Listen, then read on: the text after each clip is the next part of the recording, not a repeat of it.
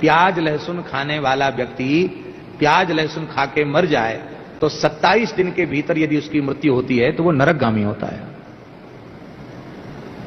एक बार प्याज लहसुन खाने का प्रभाव देह में 27 दिन तक रहता है, ऐसा हमारे शास्त्रों में लिखा है?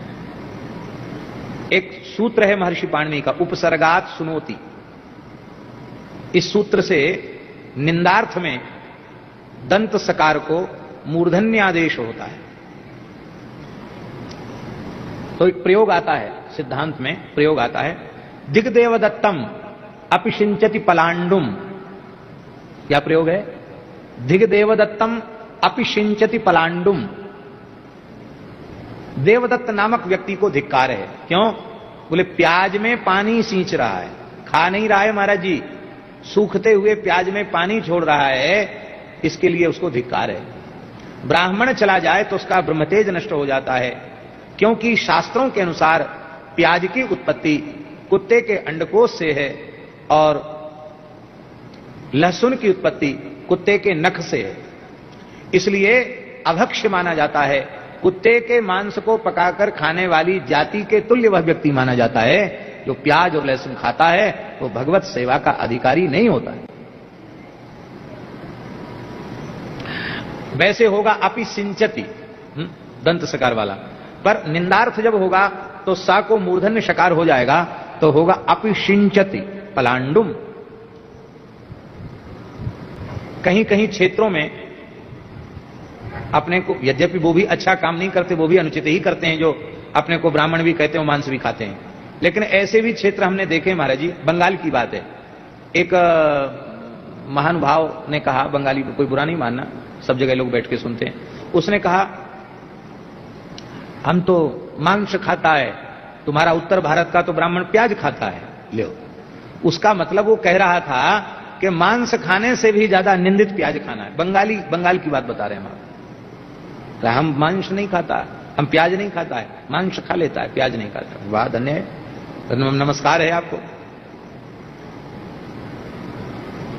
वैष्णव, देखो बुरा नहीं मानना, किसी वैष्णव को पीड़ा पहुंचे इसके लिए मैं नहीं बोल रहा हूं, अत्यंत विनम्र भाव से निवेदन कर रहा हूं कि जब हम भगवत शरणागत हो गए, जैसे पतिव्रता नारी अपने पति का ही उच्छिष्ट लेती है, दूसरे का जूठा नहीं खाती है, पति का ही उच्छिष्ट ग्रहण करती है, ऐसे ही भगवत शरणागत भक्त को भगवान का अधरामृत प्रसाद ही लेना चाहिए। उसे वह वस्तु बिल्कुल खानी पीनी नहीं चाहिए जो वस्तु भगवान को भोग नहीं लग सकती है। क्या कहें, अब हमें कल कह रहे थे कि अब गृहस्थों से भी यह कहने का साहस नहीं होता है कि तुम प्याज लहसुन मत खाओ। क्यों? बुरा नहीं मानना, सब संतों को हम दंडवत प्रणाम करते हैं, संत तो हमारे अति आराध्य हैं। अब साधुओं में भी कांदा लहसुन और प्याज खाने की परंपराएं चल पड़ी हैं। तो हम इसलिए पीड़ित हैं कि जब हम अपने लोग ही सावधान नहीं रह पा रहे हैं तो बेचारे गृहस्थों से हम क्या कहें। पर यदि आप ईमानदारी से भगवान की ओर बढ़ना चाहते हैं तो आपको आहार शुद्ध करना ही पड़ेगा, क्योंकि आहार शुद्ध हो सत्व शुद्धि। प्याज लहसुन में औषधि गुण तो स्वामी जी बहुत हैं। दोष क्या है? दोष, सबसे बड़ा दोष यह है कि वह कामोत्तेजक है, वासना को जगाता है, काम वासना को जागृत करने वाला है वो। तो ब्रह्मचारी कभी भी प्याज लहसुन खा करके ब्रह्मचारी नहीं रह सकता है, ये दोष है प्याज लहसुन का। और इस मार्ग में हमारा ब्रह्मचर्य ठीक हो, हमारा सदाचार ठीक हो, यह अत्यंत अपेक्षित है।